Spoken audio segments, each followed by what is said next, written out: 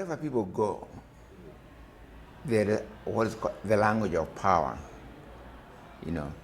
And you don't survive in any country, you have to come to terms with whatever is the language of power. So if you go to Spain, the language of power in Spain is Spanish. So you're an immigrant, say, to Spain, whether you retain your own language or not, you still have to come to terms with Spanish, okay? Master it completely. But mastery of the language of power should not mean at the same abandonment of the language of one's cultural power. If you know all the languages of the world, and you don't know your mother tongue, that is enslavement.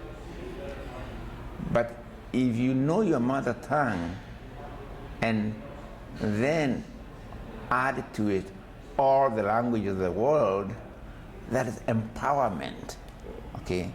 So the choice we have in Africa is between enslavement and empowerment.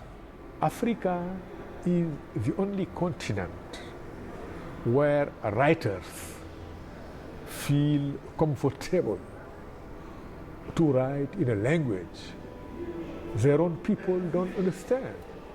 It's so strange. You find it nowhere. You go to Asia, you go to Latin America, you go to Europe, you come here in America, everywhere. People, for the better or for the worse, they write in a language everybody knows in their country. So Africa has always been a player in the evolution of the modernity, right?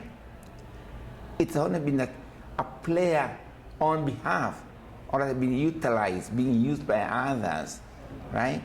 So it's Africa which has been giving.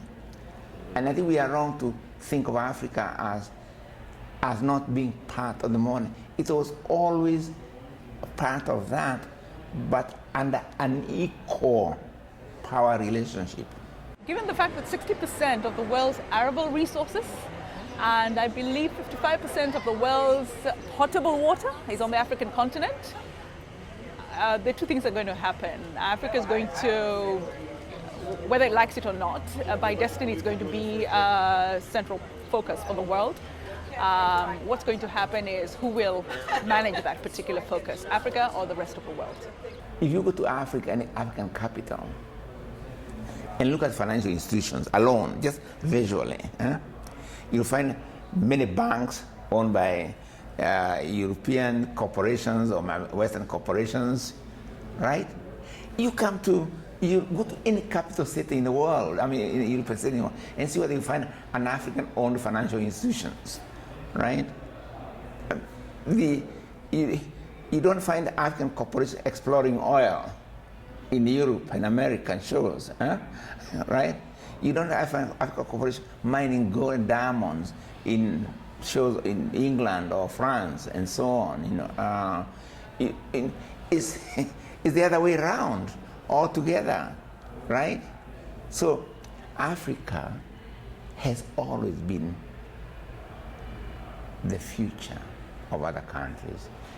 It's time Africa became the future of itself.